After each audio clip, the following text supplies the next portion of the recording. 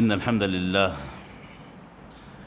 نحمده ونستعينه ونستغفره ونعوذ بالله من شرور أنفسنا ومن سيئات أعمالنا من يهده الله فلا مضل له ومن يضلل فلا هادي له وأشهد أن لا إله إلا الله وحده لا شريك له وأشهد أن محمدًا عبده ورسوله صلی اللہ علیہ وعلی آلہ وصحبہ وسلم تسلیما کثیرا اما بعد۔ معزز حاضرین، شیخ الاسلام محمد ابن عبد الوہاب رحمہ اللہ کی کتاب التوحید کا آج 36واں چیپٹر ہے، 36 چیپٹر، باب ما جاء فی الریا، یعنی ریاکاری سے متعلق جو کچھ شریعت میں ذکر کیا گیا ہے اس کے تعلق سے کچھ آیات و احادیث مؤلف رحمہ اللہ نے اس باب میں ذکر کیے ہیں۔ اس باب میں مؤلف نے ایک آیت اور 2 مختلف احادیث پیش کی ہیں۔ سب سے پہلے تو آپ یہ سمجھ لیں کہ ریاکاری کا کتاب التوحید سے اس تعلق سے تعلق بنتا ہے کہ جب کسی عمل میں اخلاص نہ ہو،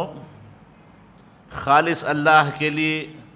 وہ عمل یا وہ عبادت نہ کی جائے تو توحید میں خلل پیدا ہو جاتا ہے، توحید میں کمی پیدا ہو جاتی ہے۔ اور بعض اوقات یہ چیزیں جو توحید میں خلل انداز ہوتی ہیں، خاص طور پر ریاکاری کا جو مسئلہ ہے، ریاکاری کی وجہ سے جیسا کہ اگلے حدیثوں میں آئے گا، درس میں آئے گا کہ اگر کسی عمل میں اللہ کی رضا کے ساتھ کسی اور کو شامل کر لیا جائے تو وہ اعمال اللہ تعالیٰ کے نزدیک ناقابل قبول ہوتے ہیں اور وہ تمام کے تمام اعمال غارت ہو جاتے ہیں۔ تو اسی مناسبت سے مؤلف رحمہ اللہ نے یہاں پر اس باب کا تذکرہ کیا کہ اس سے توحید میں خلل واقع ہوتا ہے۔ باب ما جاء فی الریا۔ سب سے پہلی جو آیت پیش کی سورہ کہف کی آخری آیت ہے، جس میں اللہ تعالیٰ فرماتے ہیں قُلْ إِنَّمَا أَنَا بَشَرٌ مِثْلُكُمْ يُوحَىٰ إِلَيَّ أَنَّمَا إِلَٰهُكُمْ إِلَٰهٌ وَاحِدٌ فَمَنْ كَانَ يَرْجُو لِقَاءَ رَبِّهِ فَلْيَعْمَلْ عَمَلًا صَالِحًا وَلَا يُشْرِكْ بِعِبَادَةِ رَبِّهِ أَحَدًا، یعنی اے نبی آپ کہہ دیجئے کہ میں تمہیں جیسا ایک انسان ہوں، بس اتنا ہے کہ میرے پاس وحی آتی ہے، اللہ کا پیغام آتا ہے، یہ پیغام میرے پاس آتا ہے کہ الہکم الہ واحد، کہ تمہارا حقیقت میں معبود اگر کوئی ہے تو صرف ایک معبود ہے، ایک حقیقی معبود ہے۔ اب جو کوئی آدمی اپنے رب سے ملاقات کی امید لگائے بیٹھا ہے تو اسے چاہیے کہ وہ نیک اعمال کرے اور اپنے رب کی عبادت میں کسی اور کو شریک نہ کرے۔ اس آیت میں سب سے پہلے تو اللہ کے نبی علیہ الصلوۃ والسلام نے یہ بات صاف کر دی کہ میں تمہیں جیسا ایک انسان ہوں، نہ میرا ربوبیت سے کوئی تعلق ہے نہ میرا الوہیت سے کوئی تعلق ہے۔ اس کائنات کے پیدا کرنے چلانے میں، اس کی تدبیر میں میرا کوئی دخل نہیں ہے، اور عبادتوں کے حقدار ہونے کے اعتبار سے میرا کوئی تعلق نہیں ہے۔ انما انا بشر مثلکم، میں تمہیں جیسا ایک انسان ہوں۔ اس میں نبی کریم علیہ الصلوۃ والسلام نے سب سے پہلے یہ بات واضح کر دی کہ دیکھو، میں صرف اللہ کا ایک رسول ہوں، مجھے پیغامات آتے ہیں اور پیغامات میں تم تک پہنچاتا ہوں اللہ تعالیٰ کی طرف سے۔ اور سب سے اہم پیغام جو اللہ کے نبی علیہ الصلوۃ والسلام نے اپنی زندگی میں پہنچایا ہے، جس پیغام کی خاطر اللہ نے کئی انبیاء اور رسول بھیجے، کئی کتابیں نازل فرمائیں، وہ یہی پیغام تھا انما الہکم الہ واحد، کہ تمہارا معبود اگر کوئی ہے جس کی عبادت تم کرتے ہو یا کرنا چاہیے، جس کا حق ہے کہ اس کی عبادت کی جائے، تو صرف ایک اللہ ہے، کوئی اور نہیں ہے۔ تو اس آیت میں نبی کریم علیہ الصلاۃ والسلام کو اللہ نے اس بات کا حکم دیا کہ اپنی بعثت کا مقصد بتا دیں، اور یہی بات اللہ نے قرآن مجید کی مختلف آیتوں میں بیان کر دی کہ جتنے انبیاء بھیجے گئے، جتنے رسول بھیجے گئے، سب کے سب اسی دعوت کی طرف، اسی کی طرف سب کو بلایا کرتے تھے، اعبدوا اللہ واجتنبوا الطاغوت، اعبدوا اللہ واجتنبوا الطاغوت، یا لا الہ الا انا فاعبدون، کہ صرف ایک اللہ کی عبادت کرو، ہر طاغوت سے بچو، لا الہ الا انا فاعبدون، عبادت کے لائق حقیقت میں کوئی ہیں تو صرف میں ہوں، تم صرف میری عبادت کرو۔ اس پیغام کی خاطر اللہ تعالیٰ نے تمام کے تمام انبیاء اور رسول نازل کیے، بھیجے، تمام کتابیں نازل فرمائیں۔ پھر اس کے بعد اللہ تعالیٰ نے فرمایا کہ فَمَنْ كَانَ يَرْجُو لِقَاءَ رَبِّهِ، اب جو آدمی اللہ تعالیٰ سے ملاقات کی امید رکھے ہوئے ہے، یعنی اسے یقین ہے کہ قیامت کا دن ہوگا، اللہ کے پاس جائیں گے، حساب و کتاب کے لیے کھڑے ہوں گے، اللہ کے پاس حساب و کتاب دینا پڑے گا، تو وہ اللہ سے ملاقات کی تیاری کرے۔ وہ تیاری کیسے ہوگی؟ فَلْيَعْمَلْ عَمَلًا صَالِحًا، اسے نیک اعمال کرنے چاہیے، وَلَا يُشْرِكْ بِعِبَادَةِ رَبِّهِ أَحَدًا، اور اپنے رب کی عبادت میں کسی کو شریک نہیں کرنا چاہیے۔ یہ اللہ سے ملاقات کی تیاری ہے، یہ اللہ سے ملاقات میں کامیابی کا ایک سبب ہے، ایک وسیلہ ہے، جو اس میں اللہ تعالیٰ نے فرمایا فَلْيَعْمَلْ عَمَلًا صَالِحًا۔ عمل صالح وہ عمل ہوتا ہے جو نبی کریم علیہ السلام کے بتلائے ہوئے طریقے کے عین مطابق کیا جائے، اس میں کسی اور طریقے کا کوئی اور دخل نہ ہو، اس میں نہ باپ دادا کا کوئی طریقہ ہو،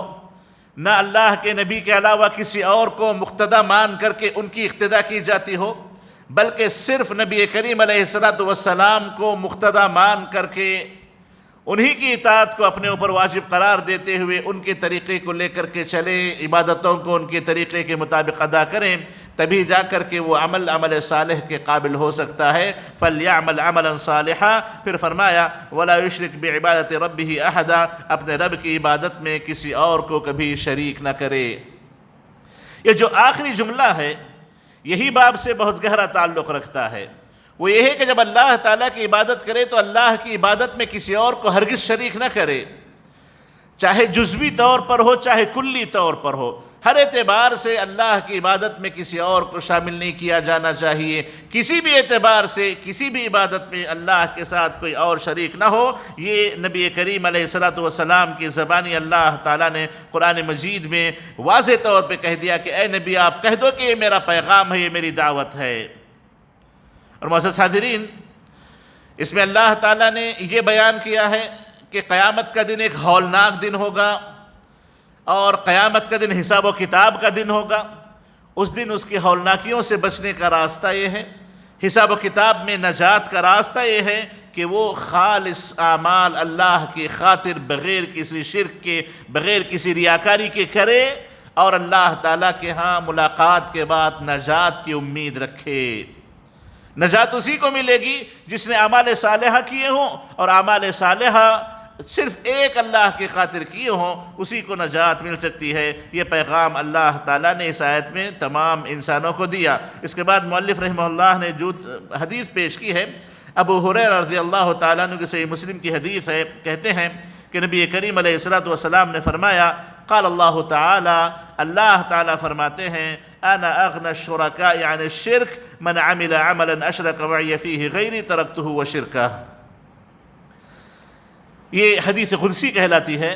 کہ جس میں اللہ کے نبی علیہ السلام کہیں کہ اللہ تعالیٰ نے فرمایا، اللہ تعالیٰ نے کہا۔ ویسے جو باتیں بھی ہوتی ہیں سب اللہ کی طرف سے اللہ کے نبی فرماتے ہیں، اللہ کے نبی نے اپنے طرف سے کوئی بات نہیں کہی۔ جو بھی دین کے تعلق سے باتیں ہوتی ہیں وہ اللہ کی طرف سے پیغام ہوتا جو اللہ کے نبی اللہ کی طرف سے پہنچایا کرتے تھے۔ لیکن احادیث قدسیہ ایک اونچا مقام اس اعتبار سے رکھتی ہیں کہ جس میں اللہ تعالیٰ کی طرف اللہ کے نبی کلام کو منسوب کرتے ہوئے کہتے ہیں کہ اللہ تعالیٰ نے فرمایا ہے، حدیث کے درمیان اس کو ایک اونچا مقام حاصل ہے۔ یہ قرآن کے قائم مقام تو نہیں ہو سکتا، احادیث قدسیہ قرآن کے قائم مقام نہیں ہیں، لیکن عام احادیث کے مقابلے ان کا مقام تھوڑا سا اونچا ہے، کیونکہ اس میں اللہ کے نبی اس بات کو اللہ کی طرف منسوب کر کے کہتے ہیں کہ اللہ تعالیٰ نے فرمایا۔ تو اس حدیث میں نبی کریم علیہ السلام فرماتے ہیں کہ اللہ تعالیٰ فرماتے ہیں انا اغنى الشرکاء عن الشرک، انا اغنى الشرکاء عن الشرک، کہتے ہیں کہ جتنے حصے دار ہو سکتے ہیں، ساجھے دار ہو سکتے ہیں، پارٹنر ہو سکتے ہیں، میں سب سے بے نیاز ہوں۔ مجھے کسی پارٹنرشپ کی ضرورت نہیں ہے، کسی ساجھے داری کی ضرورت نہیں ہے، کسی شریک کی ضرورت نہیں ہے، کسی ساتھی کی ضرورت نہیں ہے۔ انا اغنى الشرکاء عن الشرک، مجھے کسی ایسے عمل کی ضرورت نہیں ہے جس میں کسی اور کو شریک کیا گیا ہو، کسی اور کا حصہ لگایا گیا ہو۔ پھر فرماتے ہیں من عمل عملا اشرک فیہ معی غیری، جس نے کوئی بھی کام کیا، چاہے وہ بہت سے بڑی قربانی کیوں نہ ہو یا چھوٹے سے چھوٹا عمل بھی کیوں نہ ہو، اشرک فیہ معی غیری، میرے ساتھ اس نے کسی اور کو شریک کر دیا ہو، تو کہتے ہیں ترکتہ وشرکہ، میں اسے چھوڑ دوں گا، ترکتہ وشرکہ، میں اسے چھوڑ دوں گا، اور کہتے ہیں کہ نہ اس کو میں قبول کروں گا نہ اس کے عمل کو میں قبول کروں گا، ترکتہ وشرکہ۔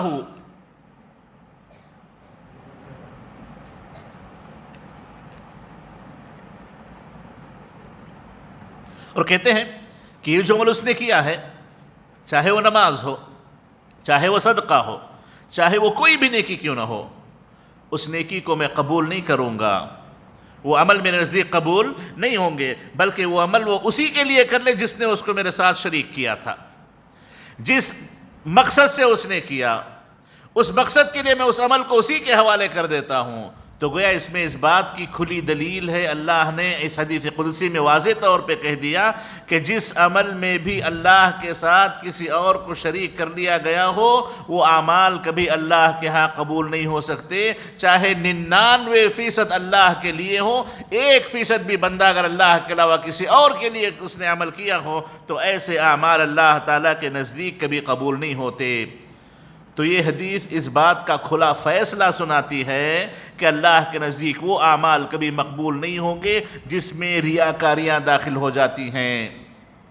جس میں دکھاوے داخل ہو جاتے ہیں، جس میں کسی اور کو دکھانا، کوئی اور مقصد حاصل کرنا، کسی اور سے کوئی مطلب نکالنا داخل ہو جاتا ہے، تو ایسے اعمال اللہ تعالیٰ کے نزدیک کبھی قبول نہیں ہوتے۔ اس کے بعد مؤلف نے ایک اور حدیث جو پیش کی ہے، ابو سعید خدری رضی اللہ تعالیٰ عنہ کی حدیث ہے، امام احمد نے اس کو روایت کیا، کہتے ہیں کہ اللہ کے نبی علیہ السلام نے فرمایا الا اخبرکم ما هو اخوف علیکم عندی من المسیح الدجال، فرمایا کہ میں تمہیں ایک ایسی بات بتاؤں جو میرے نزدیک تمہارے حق میں دجال سے زیادہ خطرناک ہے۔ دجال کو لوگ جانتے ہیں، آئے گا، فتنہ ہوگا، فساد پھیلائے گا، کفر پہ آمادہ کرے گا، لوگ دین کو چھوڑ دیں گے، اس کو اللہ مان لیں گے، بڑے اس کے نقصانات ہیں، بڑے اس کے فتنے ہیں۔ تو نبی کریم علیہ السلام نے کہا کہ میری نظر میں دجال اتنا تمہاری نقصان دہ نہیں ہے جتنا میں ایک اور چیز کو جانتا ہوں جو تمہاری نقصان دہ ہے۔ الا اخبرکم، کیا میں تمہیں نہ بتاؤں؟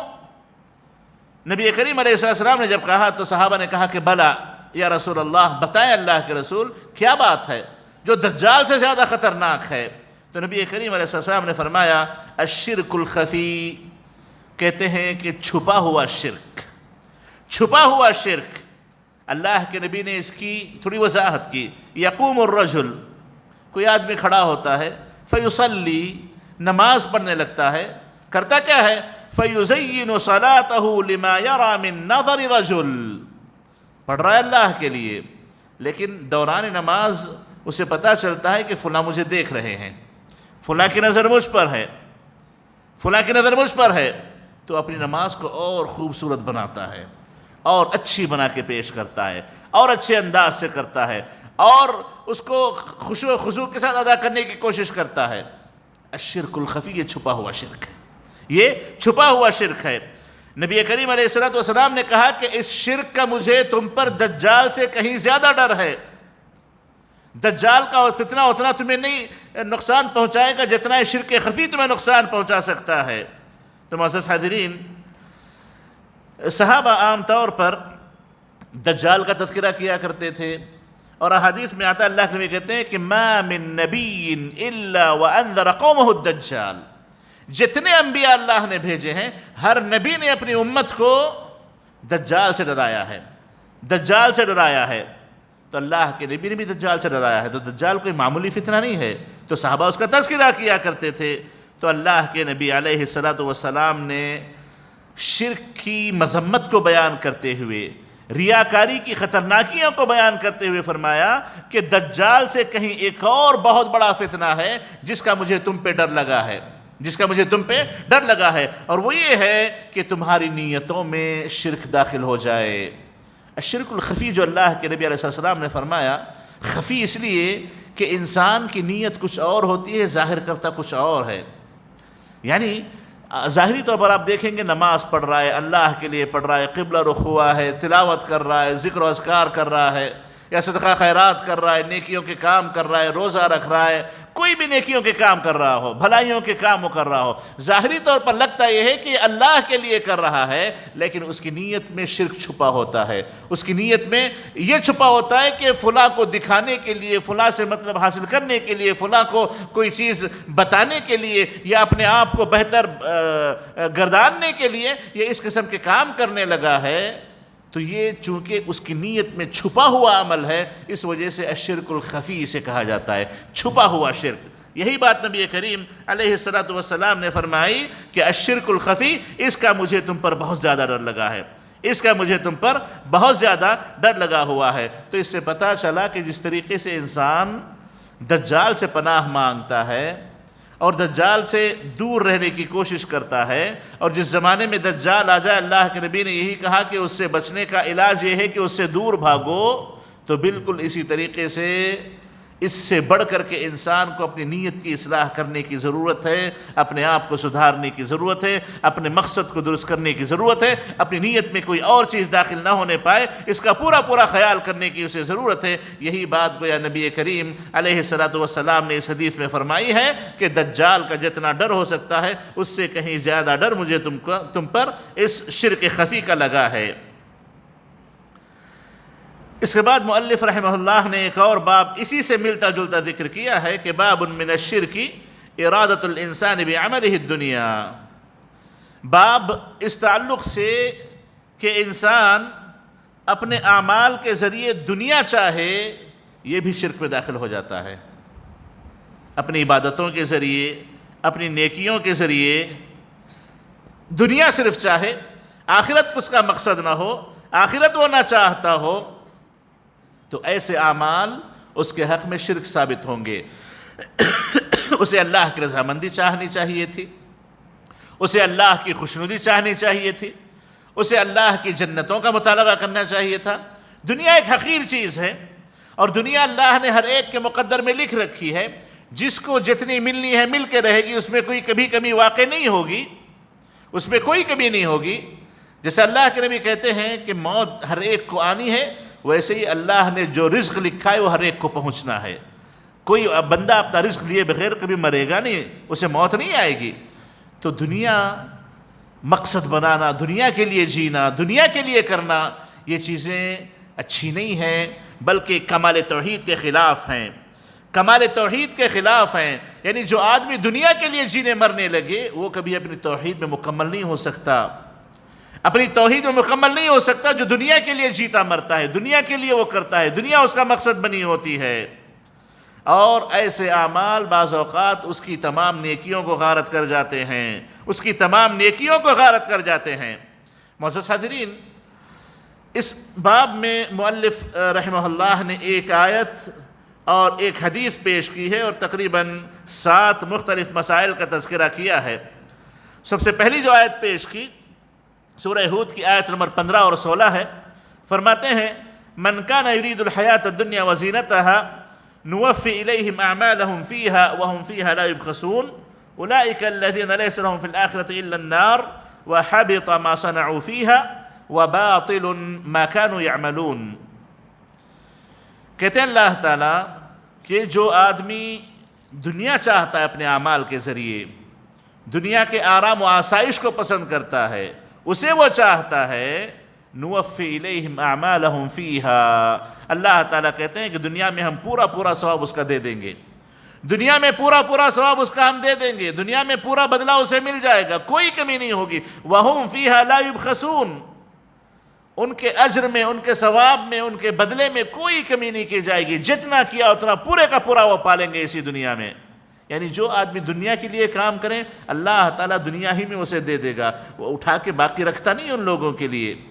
ان کی کوئی چیز اٹھا کر کے باقی نہیں رکھی جاتی، بلکہ سب کچھ دنیا ہی میں ان کو دے دیا جاتا ہے۔ پھر فرمایا اللہ تعالیٰ نے اولئک الذین لیس لہم فی الآخرۃ الا النار، یہ وہ لوگ ہیں کہ جن کو آخرت میں سوائے جہنم کے کچھ نہیں ملنے والا ہے، سوائے جہنم کے کچھ نہیں ملنے والا ہے، لیس لہم فی الآخرۃ الا النار۔ پھر فرمایا اللہ تعالیٰ نے وَحَبِطَ مَا صَنَعُوا فِيهَا، جو کچھ دنیا میں انہوں نے نیکیاں کی، خیر کے کام کیے، سب غارت ہو گئے، سب ختم ہو گئے۔ وَبَاطِلٌ مَا كَانُوا يَعْمَلُونَ، جو کچھ دنیا میں کیے کرتے تھے سب کا سب باطل ہو گیا، سب کا سب ختم ہو گیا، اس کا کوئی ثواب ان کو نہیں ملے گا، اس کا کوئی ثواب ان کو نہیں ملے گا۔ وَحَبِطَ مَا صَنَعُوا فِيهَا، یعنی کہتے ہیں کہ جو کچھ انہوں نے اعمال کیے آخرت میں جو ثواب کی امید نہ رکھیں، آخرت میں کچھ نہیں ملنے والا ہے، کیونکہ ان کے اعمال کا مقصد دنیا تھی نہ کہ آخرت، ان کے اعمال کا مقصد دنیا کے مطالب تھے، دنیا کے فوائد تھے، نہ کہ اللہ کی رضامندی، تو اللہ نے دنیا میں ان کو جو دینا ہے دے دیا۔ یعنی دیکھیے اسی لیے علماء کرام نے لکھا ہے، یہ بیان کرتے ہیں کہ جتنے کفار ہیں وہ بھی نیکیاں کرتے ہیں، وہ بھی لوگوں کو بانٹتے ہیں، پیسہ غریبوں کو کھلاتے ہیں، لوگوں کا علاج کرواتے ہیں، پڑھائی میں پیسہ بانٹتے ہیں، تو کیا ان کو اس کا ثواب نہیں ملے گا؟ تو علماء نے یہی لکھا ہے کہ قرآن کی آیات اور احادیث کی روشنی میں کہ جو کافر جو بھی نیکی کا کام کرے گا دنیا ہی میں اس کا پورا پورا بدلہ بغیر کسی کمی کے اللہ تعالیٰ اسے دے دیتے ہیں، کوئی کمی نہیں کی جاتی، کوئی کمی اس کے بدلے میں نہیں کی جائے گی۔ تو گویا اسی قسم کا معنی یہاں پر اللہ نے ذکر کیا کہ جو آدمی اپنا مقصد دنیا کو بنائے رکھے، دنیا کے پیچھے پڑا رہے، نوکری کے پیچھے، پیسوں کے پیچھے، کمائی کے پیچھے،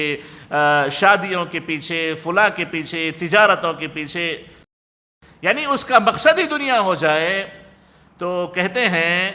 کہ ایسے لوگ جو صرف دنیا کو اپنا مقصد بنا کے رکھتے ہیں، آخرت کی طرف توجہ بھی ان کی نہیں ہوتی، تو اللہ تعالیٰ دنیا ہی میں ان کو سب کچھ دے دیتا ہے۔ جیسے ایک آیت میں اللہ نے فرمایا من کان یرید العاجلۃ عجلنا له فیہا ما نشاء لمن نرید ثم جعلنا له جہنم یصلاها مذموما مدحورا، کہتے ہیں کہ جو آدمی دنیا چاہتا ہے ہم اس کو جتنی اس کے مقدر میں ہے اس کو فوری دے دیتے ہیں، پھر اس کو جہنم اس کا ٹھکانہ بنا دیتے ہیں جہاں وہ ذلیل ہو کر کے داخل ہوگا، جہاں وہ ذلیل ہو کر کے داخل ہوگا۔ وَمَنْ أَرَادَ الْآخِرَةَ وَسَعَى لَهَا سَعْيُهُ وَهُوَ مُؤْمِنٌ فَأُولَٰئِكَ كَانَ سَعْيُهُمْ مَشْكُورًا، اور جو آخرت کے لیے عمل کرتا ہے اور اس کے پیچھے لگا رہتا ہے، ایمان کی حالت میں وہ آخرت کی تلاش میں رہتا ہے، تو کہتے ہیں ایسے لوگوں کی کوششیں قابل قبول ہوتی ہیں، اللہ تعالیٰ دنیا میں بھی ان کو نوازتا ہے اور آخرت میں بھی اللہ تعالیٰ ان کے لیے اجر و ثواب کے اللہ نے وعدے کیے ہیں۔ تو گویا اس میں یہ بتایا جا رہا ہے جو آیت مؤلف نے اس باب میں پیش کی کہ اگر اپنے اعمال کے ذریعے دنیا کو مقصد بناؤ گے، چاہے وہ آپ کے اعمال عبادتوں کے طور پر ہوں، نیکیوں کے طور پر ہوں، حسن سلوک کے طور پر ہوں، اچھی زبان کے طور پر ہوں، اچھے معاملات کے طور پر ہوں، کھانے کھلانے کے اعتبار سے ہوں، چاہے جو کام کیوں نہ ہو، اگر تم نے اس کو دنیا کا مقصد بنا کے رکھا ہے تو ایسے حالت میں تمہیں آخرت میں کچھ نہیں ملے گا۔ میں صرف اشارہ کروں گا اس حدیث کی طرف جو ابو ہریرہ رضی اللہ تعالیٰ عنہ نے ذکر کی ہے، اور وہ حدیث کے تعلق سے کچھ ایسی تفصیل آتی ہے کہ ایک راوی ہیں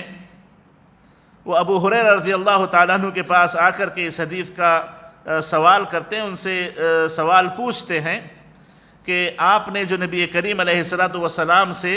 حدیث سنی وہ سنائیں۔ کہتے ہیں کہ عقبہ ابن مسلم نے یہ بات بیان کی کہ شفیع ابن ماتع الاسبحی بیان کرتے ہیں کہ وہ مدینہ میں آئے، مدینہ میں جب پہنچے تو دیکھا کہ ایک آدمی ہے، لوگ ان کے پاس جمع ہیں، بہت زیادہ لوگ اکٹھے ہیں، پوچھا یہ کون ہیں؟ تو کہنے لگا ابو ہریرہ ہیں۔ کہنے لگے ابو ہریرہ ہیں، تو کہتے ہیں میں ان سے قریب ہو گیا، میں جا کے ان کے سامنے بیٹھ گیا، وہ لوگوں کو حدیثیں بیان کر رہے تھے، لوگوں کو سنا رہے تھے۔ فلما سکت وخلا، جب خاموش ہو گئے، حدیثیں بیان کرنا ختم ہو گیا، لوگ چلے گئے، آپ اکیلے باقی رہ گئے، تو میں نے کہا انشدک بحق وبحق لما حدثتنی حدیثا سمعتہ من رسول اللہ عقلتہ وعلمتہ، میں تمہیں حق کا واسطہ دیتا ہوں، فلاں کا واسطہ دیتا ہوں، فلاں کا واسطہ دیتا ہوں کہ آپ مجھے اللہ کے نبی سے جو حدیث تم نے سنی ہے، سمجھی ہے، جانا ہے، ایسی کوئی حدیث اللہ کے نبی سے آپ مجھے سنائیں۔ انہوں نے پوچھا ابو ہریرہ سے، ابو ہریرہ نے کہا کہ افعل، ہاں میں سناتا ہوں، میں تمہیں ایک ایسی حدیث سناؤں گا جو اللہ کے نبی نے اسی گھر میں مجھ سے بیان کی تھی، یعنی آپ مسجد میں تھے، اسی گھر میں اللہ کے نبی نے مجھ سے حدیث بیان کی تھی، ما فیہ احد غیری وغیرہ، جب اللہ کے نبی نے مجھے حدیث سنائی تو میرے اور اللہ کے نبی کے علاوہ کوئی اور نہیں تھا، یہ کہنا تھا۔ ثم نشغ ابو ہریرہ نشغۃ، کہتے ہیں کہ ابو ہریرہ بے ہوش ہونے کے قریب ہو گئے، بڑی زور سے سانس لی، لگتا تھا کہ ابھی بے ہوش ہو جائیں گے۔ ثم افاق، پھر تھوڑی سی طبیعت سنبھلی، پھر کہنے لگے کہ میں تمہیں ایک حدیث سناتا ہوں جو اللہ کے نبی نے اسی گھر میں مجھے سنائی ہے، اسی گھر میں اللہ کے نبی نے حدیث مجھے سنائی ہے، اور جب سنائی تو میرے اور اللہ کے نبی نے کوئی اور نہیں تھا۔ اتنا کہنا تھا، پھر دوبارہ بے ہوش ہونے کے قریب ہو گئے، زور سے سانس لی، لگتا تھا کہ ابھی بے ہوش ہو جائیں گے۔ پھر کہتے ہیں کہ دوبارہ ہوش آیا، تھوڑا سا سنبھلے، ثم مال خارا على وجهه واشتد به طويلا ثم افاق قال، کافی دیر تک اسی حالت میں پڑے رہے، ہوشیار تھے، مکمل بے ہوش نہ تھے، بہت دیر تک ایسا وقت گزرا۔ پھر اس کے بعد انہوں نے نبی کریم علیہ الصلوۃ والسلام کی حدیث سنائی کہ جب قیامت کا دن ہوگا، اللہ تعالیٰ لوگوں کے پاس فیصلہ کرنے کے لیے اتر کے آئے گا، ہر امت، ہر آدمی، قوم کے سب لوگ، پوری قومیں گھٹنوں کے بل بیٹھی پریشان ہوں گی، تو سب سے پہلے اللہ تعالیٰ اس آدمی کو بلائے گا جس نے قرآن کا علم حاصل کیا ہوگا،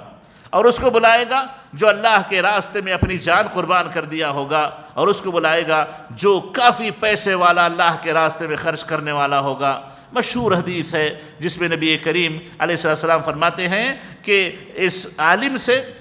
اس مجاہد سے اور اس سخی مالدار سے اللہ تعالیٰ اپنی نعمتوں کو پہچانوا کر کے، بتا کر کے ان سے پوچھے گا کہ تم نے کیا کیا۔ وہ اپنی قربانیوں کا ذکر کریں گے، وہ کہے گا کہ میں نے تبلیغ کا کام کیا، وہ کہے گا کہ میں نے اللہ کے تیرے راستے میں جہاد کیا، وہ کہے گا میں نے اپنا پورا مال تیرے راستے میں لٹا دیا۔ تو سب سے اللہ تعالیٰ کہے گا تم سب جھوٹے ہو، تم نے دنیا کے لیے کیا، تم نے سب دنیا کے لیے کیا ہے، اور دنیا میں جو تم چاہتے تھے وہ تمہیں مل گیا، دنیا میں جو تم نے چاہا وہ تمہیں مل گیا۔ پھر اللہ تعالیٰ حکم دے گا تو اللہ تعالیٰ کے فرشتے ان لوگوں کو گھسیٹ کر کے ان کے چہروں کے بل کھینچتے ہوئے لے جا کر کے جہنم میں انڈیل دیں گے، جہنم میں پھینک دیں گے۔ یہ حدیث ابو ہریرہ رضی اللہ تعالیٰ عنہ نے بیان کی، اور بیان کرنے سے پہلے تین مرتبہ تقریباً بے ہوش ہو گئے تھے اللہ کے ڈر سے، اس قیامت کی ہولناکی سے، اس حساب و کتاب کے ڈر سے۔ تو معزز حاضرین، اس سے پتہ چلتا ہے کہ اگر کوئی انسان دنیا کے لیے بڑی سی بڑی نیکیاں بھی کر لے تو اللہ تعالیٰ کے ساتھ شرک کے برابر ہے،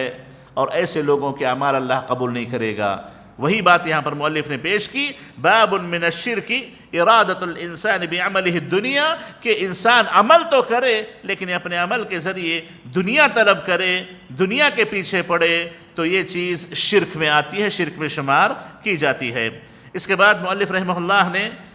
جو ایک حدیث پیش کی ہے، صحیح بخاری کی حدیث ہے، ابو ہریرہ رضی اللہ عنہ راوی کہتے ہیں کہ نبی کریم علیہ الصلوۃ والسلام نے فرمایا، تعس عبد الدینار، تعس عبد الدرہم، تعس عبد الخمیصہ، تعس عبد الخمیلہ، ان اعطی رضی وان لم یعط سخط۔ کہتے ہیں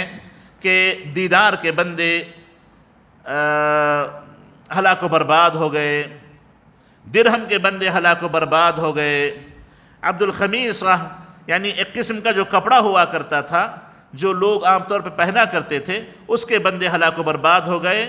اور خمیلہ یہ بھی ایک قسم کا کپڑا تھا جو لوگ پہنا کرتے تھے اس کے بندے بھی ہلاک و برباد ہو گئے۔ ان اعطی رضی، یہ لوگ ایسے ہیں کہ ان کو دنیا مل جاتی ہے تو بڑے خوش ہو جاتے ہیں۔ ان اعطی رضی وان لم یعط سخط، اگر دنیا نہ ملے تو ناراض رہتے ہیں، تعیس وانتکس، کہتے ہیں کہ تعیس وانتکس، ایسے بندے ہلاک و برباد ہو گئے۔ وانتکس یعنی یہ بیماری ان کو بار بار آنے لگی، ہلاکت بار بار آنے لگی ان کو، اور اللہ کی مثال دیتے ہوئے کہا وَإِذَا شِيكَ فَلَن تَقَشْ، ان کی مثال ایسی ہے کہ ان کو ایسا کانٹا چبھ گیا ہے کہ جو کانٹا کبھی نکالا نہیں جا سکتا، ایسا کانٹا لگ گیا ہے کہ جو کانٹا کبھی نکالا نہیں جا سکتا۔ پھر اللہ کے نبی علیہ السلام نے حدیث بیان کرتے ہوئے آگے فرمایا طوبى لعبد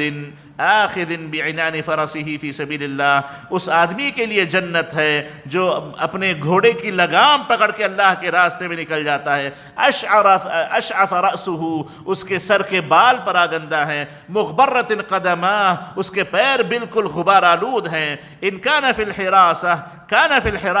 کہتے ہیں کہ اگر اس کو کسی جیش کی، کسی لشکر کی حراست میں، حفاظت میں رکھ دیا جائے تو وہیں رہ کر کے وہ اپنے کام کو انجام دیتا ہے۔ وَإِن كَانَ فِي السَّاقَةِ، اگر اس کو کسی لشکر کے کونے میں ڈال دیا جائے تو وہیں رہ کر کے وہ لشکر کی حفاظت میں، اپنی ذمہ داری کی ادائیگی میں لگا رہ جاتا ہے۔ وَإِنِ اسْتَأْذَنَ لَمْ يُؤْذَنْ لَهُ، اور اس کی حالت یہ ہوتی ہے کہ وہ لوگوں کے درمیان باعزت نہیں ہوتا، کہیں جا کر کے اجازت مانگ لے اسے لوگ اجازت دیتے نہیں ہیں، اس کی بات نہیں سنیں گے، اسے اپنے پاس نہیں بلا لیں گے۔ وَإِنْ شَفَعَ لَمْ يُشَفَّعْ، اور اگر وہ سفارشیں بھی کر لے تو اس کی سفارشیں بھی قبول نہیں کی جائیں گی، یہ حدیث ہے جو مؤلف رحمہ اللہ نے صحیح بخاری کی اس باب میں پیش کی ہے۔ معزز حاضرین، یہ حدیث کچھ تفصیل چاہتی ہے، انشاءاللہ تعالی اس حدیث کی تھوڑی سی مختصر شرح جو ہو سکتی ہے اگلے درس میں کرتا ہوں، کیونکہ جو مقررہ وقت ہو چکا ہے۔ اللہ تعالیٰ سے دعا ہے کہ اللہ تعالیٰ ہمیں